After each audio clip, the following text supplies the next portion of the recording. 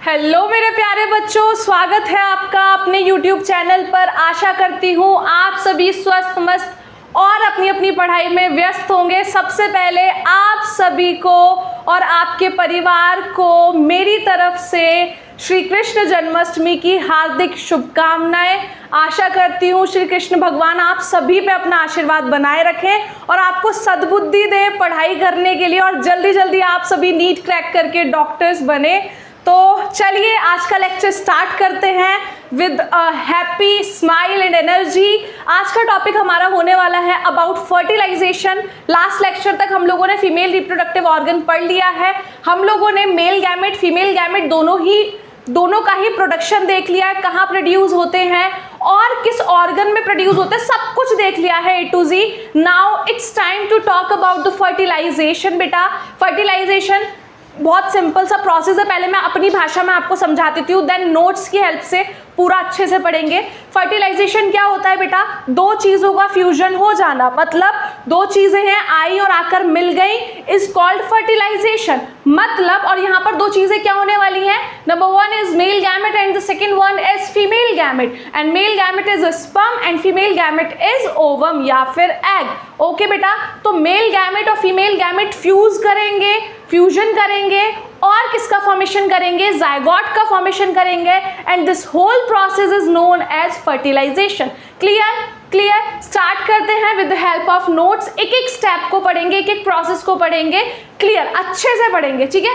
Start करते हैं। Fertilisation takes place internally, मतलब फर्टिलाइजेशन बेटा इंटरनल होता है, फर्टिलाइजेशन को हम एक्सटर्नल नहीं करते। हाँ वो बात अलग है, आजकल टेक्निक्स आ गई है, साइंस आ गया, IVF आ गया, इट्स अ डिफरेंट थिंग, वो अलग चीज़ है। लेकिन अगर हम लोग एक नॉर्मल केस में बात करें तो फर्टिलाइजेशन इज इंटरनल, मतलब फीमेल बॉडी के अंदर फर्टिलाइजेशन होता है। As I told you before in last lecture कि स्पर्म आएगा फीमेल के अंदर, क्या होता है?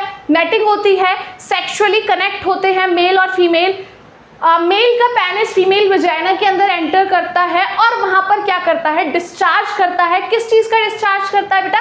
सीमेन। और सीमेन के पास क्या होता है? स्पर्म। तो फिर वही स्पर्म ट्रेवल करेगा फीमेल की बॉडी के अंदर और फर्टिलाइजेशन करेगा। क्योंकि ये सारा प्रोसेस फीमेल की बॉडी के अंदर हो रहा है, that is why it is called internal fertilisation. Fertilisation कहाँ हो रहा है? बॉडी के अंदर हो रहा है। क्लियर? नेक्स्ट लाइन में क्या लिखा है? It occurs in fallopian tube. कहाँ पर होता है फर्टिलाइजेशन बेटा? फेलोपियन ट्यूब के अंदर होता है। मैंने फीमेल रिप्रोडक्टिव ऑर्गन जब पढ़ाया था, मैंने वहां पर अच्छे से पढ़ाया था कि बेटा फेलोपियन ट्यूब को साइट ऑफ फर्टिलाइजेशन भी बोला जाता है, क्योंकि वहां पर क्या होता है? फर्टिलाइजेशन अकर करता है। We don't have female reproductive organ today, but बना लेते हैं जल्दी से, जिससे कि आपके लिए ईजी हो जाएगा चीज़ों को याद करने में।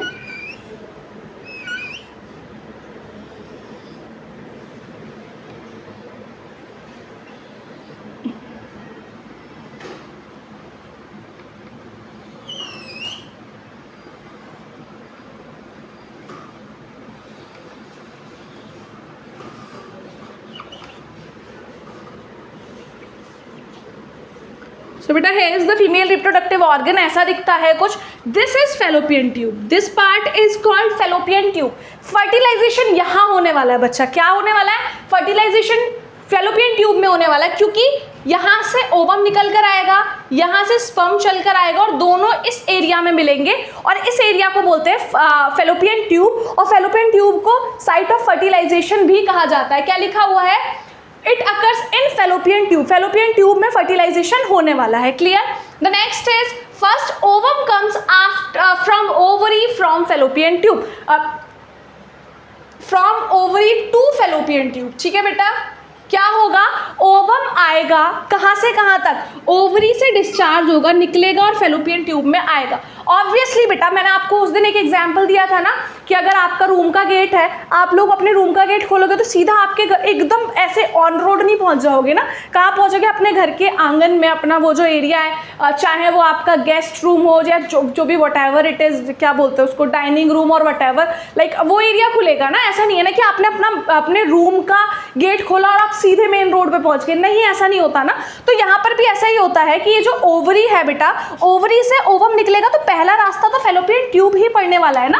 द फर्स्ट रास्ता is fallopian tube, the first organ is fallopian tube after ovary, ovary के बाद तुरंत बाद, तो फिर बेटा यहाँ पर ओवम आएगा, फेलोपियन ट्यूब में ओवम आएगा, then after sperm will come, sperm enters from vagina.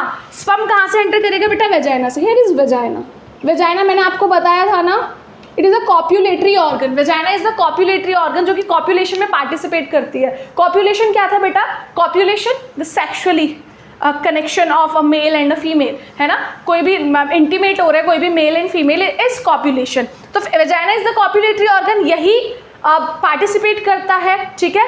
तो अब उसके बाद क्या होगा, यहाँ से स्पर्म ट्रेवल करेगा, वेजाइना से स्पर्म ट्रेवल करेगा और कहाँ तक आएगा? फेलोपियन ट्यूब तक आएगा। क्लियर? पहले ओवम डिस्चार्ज होगा, देन आफ्टर आपका स्पर्म आने वाला है। उसके बाद क्या होगा? Reaches to the fallopian tube. Sperm कहाँ तक आने वाला है? फेलोपियन ट्यूब तक चलकर आएगा अपने आप। कैसे चलकर आएगा बेटा? Because sperm has tail, sperm has a tail, this is the tail of sperm, this is the tail of sperm, जो कि मोबिलिटी प्रोवाइड करती है, स्पर्म को चलने के लिए मोबिलिटी प्रोवाइड करती है, दिस इज द टेल। इस टेल की हेल्प से चलकर आएगा स्पर्म, कहाँ तक आएगा? फेलोपियन ट्यूब तक आएगा। Then sperm enters the egg. Last में क्या होने वाला है? स्पर्म एंटर करेगा एग के अंदर, लाइक दिस, ठीक है। स्पर्म का ये जो हेड वाला पार्ट है ना बेटा, ये एंटर कर जाएगा किसके अंदर? एग के अंदर। ये वाला पार्ट नहीं करने वाला, ये वाला पार्ट टूट के बाहर रह जाएगा। सिर्फ हेड क्या करेगा? एंटर कर जाएगा किसके अंदर? एग के अंदर एंटर कर जाएगा। उसके बाद क्या होगा? Fusion of nucleus of both sperm and ovum takes place. अब बेटा फ्यूजन ऐसा थोड़ी होता है स्पर्म का और ओवम का होता है, नहीं, इन दोनों के न्यूक्लियस का होता है। Here is this nucleus of sperm and here is the nucleus of ovum. ये स्पर्म एंटर करेगा, ओवम के न्यूक्लियस से जाकर फ्यूजन करेगा, आपस में दोनों मिल जाएंगे। और जैसे ही दोनों मिलेंगे, जैसे ही ये दोनों मिलेंगे, किस चीज़ का फॉर्मेशन करेंगे बेटा? जायगोट का। किसका बेटा? Zygote will form, zygote will form. Okay बेटा, सबसे पहली चीज़ क्या बनने वाली है? जायगोट बनने वाला है। जैसे ही स्पर्म और ओवम दोनों का न्यूक्लियस आपस में मिलेगा, दोनों फ्यूज करेंगे, सबसे पहली चीज़ क्या बनेगी? जायगोट बनेगी। उसके अलावा and this fusion is called fertilisation. जैसे ही ये दोनों आपस में मिलेंगे और जायगोट बन जाएगा, इज कॉल्ड फर्टिलाइजेशन। यही तो प्रोसेस था। क्विकली पढ़ते हैं जल्दी से। ओवरी क्या करेगी? ओवम को रिलीज करेगी, इधर वेजाइना से स्पर्म आएगा, ओवम और स्पर्म आपस में मिलेंगे, इंटरैक्ट करेंगे और उनके दोनों के न्यूक्लियस का फ्यूजन होगा and this process is called fertilisation. अब बात आती है कि भैया स्पर्म क्या बस एक आएगा? नहीं बेटा, नो, स्पर्म एक नहीं आएगा। अबाउट 20,000 स्पर्म, अबाउट मतलब लाइक ओवम तक पहुंचने तक लगभग 20,000 स्पर्म बच जाते हैं, लेकिन रिलीज तो बहुत मिलियंस में होते हैं, लेकिन ओवम तक पहुंचने तक 20,000 पहुंच जाते हैं और उन 20,000 में से कोई एक स्पर्म फ्यूज करता है, कोई एक स्पर्म जिसके पास इतनी ताकत है वो फ्यूज कर जाता है। क्लियर बेटा? वो फ्यूज करेगा। अब नेक्स्ट क्वेश्चन इज, क्या मैम ओवम हमेशा रेडी रहता है फॉर स्पर्म? क्या हमेशा रेडी रहेगा ओवम? नहीं बेटा, ओवम रिलीज होगा ओवरी से मैच्योर होने के बाद। 24 आवर्स होते हैं जो पीक टाइम पीरियड होता है फॉर फर्टिलाइजेशन। जैसे ही ओव्यूलेशन हो, ओव्यूलेशन होने के 24 घंटे तक अगर स्पर्म आ जाता है तो बेटा फर्टिलाइजेशन हो जाता है और हेल्दी फर्टिलाइजेशन होता है। लेकिन अगर नहीं आता स्पर्म उस दौरान तो फिर फर्टिलाइजेशन होना बहुत मुश्किल हो जाता है, क्योंकि वो ओवम धीरे धीरे ट्रैवल करता हुआ यूट्रस से आता हुआ, वेजाइना से होता हुआ बाहर ही आना होता है। क्लियर बेटा? तो फिर 24 आवर्स तक एक ओवम रेडी रहता है to receive the sperm. Clear बेटा? तो ये जो ओव्यूलेशन होने का 24 आवर वाला टाइम रहता है ना, एकदम परफेक्ट टाइम रहता है फॉर फर्टिलाइजेशन, है ना बेटा। For like if you want to like, अगर किसी को कोई कपल है and they want to a baby, तो वो वाला जो टाइम पीरियड रहेगा ना बेटा, वो बहुत ही ज़्यादा अच्छा टाइम पीरियड रहता है। जैसे ही ओव्यूलेशन होता है फीमेल का, तुरंत सेक्सुअली इंटीमेट हुआ जाए और वो स्पर्म ट्रेवल करके कहाँ जाएगा, और जो ओवम है वो बहुत फ्रेश और बहुत मैच्योर है, वो जल्दी से स्पर्म को रिसीव करेगा, जल्दी से फर्टिलाइजेशन हो जाएगा। क्लियर बेटा? क्लियर? Is it clear? अब एक और केस बनता है कि अगर स्पर्म नहीं आया, लाइक गर्ल्स, द गर्ल्स जो मतलब लाइक प्रेगनेंसी नहीं अचीव करती हैं और शादी से पहले अनमैरिड गर्ल्स, उनके केस में क्या होता है फिर? वो तो स्पर्म वगैरह नहीं आता, वहाँ तो कोई भी प्रेगनेंसी वाला सीन रहता ही नहीं है। फिर वो क्या होता है, फिर उस एक्ट का क्या होता है, फिर वो प्रोसेस कैसे चलता है। तो बेटा this is the next lecture, this is the topic for next lecture. यही मैं आपको आगे लेक्चर में पढ़ाऊंगी कि अगर स्पर्म नहीं आया देन व्हाट विल हैपन, क्या होगा अगर स्पर्म नहीं आया। तो this is it all about this lecture. Hopefully everything is clear to you all. If you guys like the video, do like, share and subscribe the channel. Thank you so much for watching.